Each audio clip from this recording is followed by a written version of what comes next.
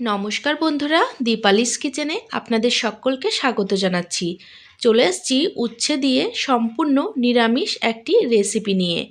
এই রেসিপিটি গরম ভাতের সাথে খেতে দুর্দান্ত লাগে। এখন এই সিজনে এইরকম উচ্ছের তরকারি যদি গরম ভাতের সাথে থাকে তাহলে এই দিয়েই কিন্তু এক থালা ভাত নিমেষেই খাওয়া হয়ে যাবে। তো ভিডিওটি শেষ পর্যন্ত দেখার অনুরোধ রইল। আশা করছি আজকের রেসিপিটি আপনাদের ভীষণ ভীষণ ভালো লাগবে। প্রথমেই উচ্ছেগুলো আমি কেটে নেব। তার জন্য একটি উচ্ছে 4 ভাগ করে কেটে নিচ্ছি। আর উচ্ছের মধ্যে যে বীজ আছে সেই বীজগুলো আমি কিন্তু ফেলে দেব। এগুলো কিন্তু রান্না করব না। তো এইভাবে আমি প্রত্যেকটি উচ্ছে 4 ভাগ করে নিচ্ছি।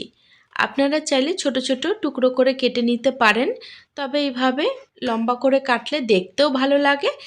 এই ওয়েদার চেঞ্জের সময় মানুষের কিন্তু জ্বর জ্বালা লেগেই আছে, আর মুখে কিন্তু একদমই রুচি থাকে না। সেক্ষেত্রে এই রকম উচ্ছের তরকারি বানিয়ে নিতে পারেন। এই দিয়েই কিন্তু সমস্তটা ভাত খেয়ে ফেলতে পারবেন, আর রান্নাটা খেলে কিন্তু মুখের স্বাদও ফিরে পাবেন। তো এখানে সমস্ত উচ্ছেগুলো কেটে এর মধ্যে থেকে বীজগুলো বার করে ফেলে দিয়েছি। এবার উচ্ছেগুলোকে একটি পাত্রে তুলে নিলাম। আর এখানে আমি দুটো মিডিয়াম সাইজের আলু খোসা ছাড়িয়ে নিয়েছি।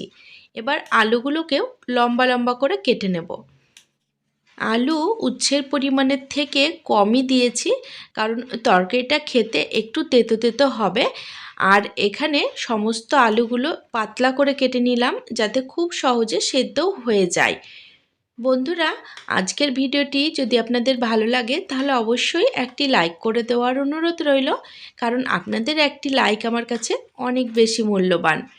তো আলুগুলো এখানে কেটে নিয়েছি। এবার এগুলোকেও একটি পাত্রে তুলে নেব, আর উচ্ছে আর আলুগুলোকে ভালো করে জল দিয়ে ধুয়ে নেব। তরকারিতে দেওয়ার জন্য মশলা করে নেব। তার জন্য একটি ছোট বাটিতে 1 ইঞ্চি মতো আদা, ঝালের জন্য 4 থেকে 5টা কাঁচা লঙ্কা, 1 চামচ গোটা জিরে, আর 1 চামচ হলুদ সর্ষে, আর হাফ চামচ মতো ধনে দিয়ে দিচ্ছি। আর অল্প পরিমাণে জলও দিয়ে দিলাম। এখন এইভাবে 10 মিনিট রেখে দেব। তারপরে শিলপাটাতে সুন্দর করে পেস্ট বানিয়ে নেব।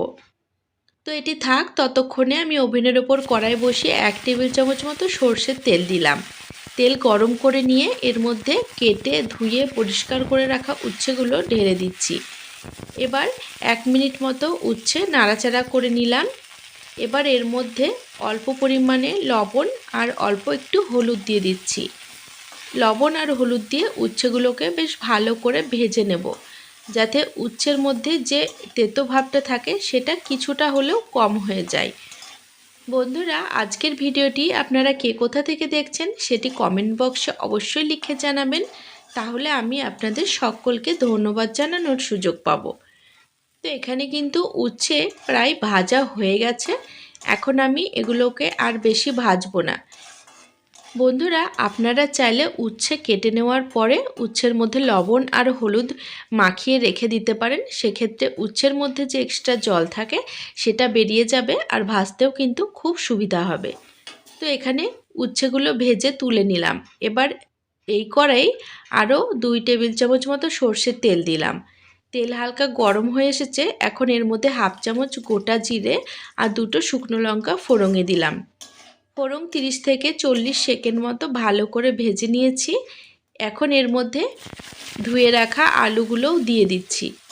আলুগুলো দিয়ে 1 থেকে 2 মিনিট নাড়াচাড়া করে ভেজে নেব, তবে খুব বেশি লাল করে ভাজবো না। তো আলু কিন্তু হালকা ভাজা হয়ে গেছে। এবার আমি আগে যে মশলাটা জলে ভিজিয়ে রেখেছিলাম সেটা কিন্তু সুন্দর করে বেটে নিয়েছি। এবার এই বাটা মশলাটা আলুর মধ্যে ঢেলে দিচ্ছি।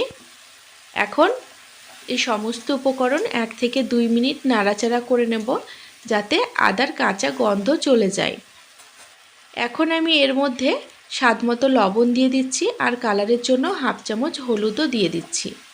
লবণ কিন্তু আমি আগে উচ্ছেতে দিয়েছিলাম, তাই আন্দাজ বুঝে এখন লবণের পরিমাণটা দিয়ে দিলাম। এখন আমি একটি মিডিয়াম সাইজের টমেটো কুচিও দিয়ে দিচ্ছি। তো এই সমস্ত উপকরণ খুবই ভালো করে কষিয়ে নিতে হবে। বন্ধুরা, আজকের ভিডিওটি আপনাদের ভালো লাগলে অবশ্যই আমার সাথে থাকবেন। আর আমার সাথে থাকার জন্য চ্যানেল সাবস্ক্রাইব করে পাশে থাকা বেল নোটিফিকেশনটা অবশ্যই অন করে রাখবেন। তাতে আগামী দিনে আমি যখনই নতুন ভিডিওর আপলোড দেবো তার নোটিফিকেশান আপনারা সবার আগে পেয়ে যাবেন। আর ভিডিওগুলোও আপনারা আপনাদের সময় সুযোগ বুঝে দেখে নিতে পারবেন। তো সমস্ত উপকরণ খুব ভালো করে কষিয়ে নিয়েছি।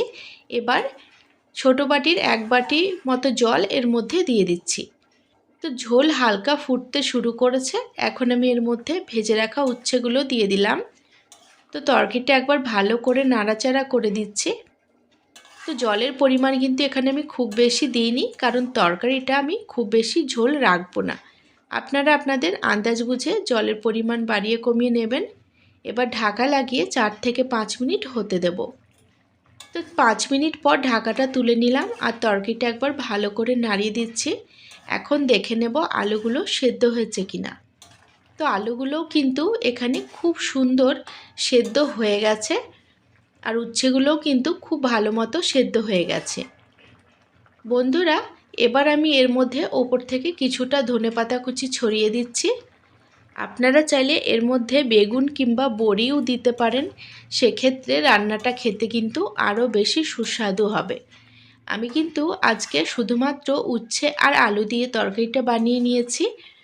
এই তরকারিটা খুবই সাধারণ, কিন্তু এর স্বাদ দুর্দান্ত হয়। তো ধনেপাতা কুচি ছড়িয়ে দিয়ে আবারও তরকারিটা খানিকক্ষণ নাড়াচাড়া করে এইভাবে মাখা মাখা করে নামিয়ে নিলাম। এটি একবার খেলে কিন্তু রোজ বানিয়ে খেতে ইচ্ছা করবে।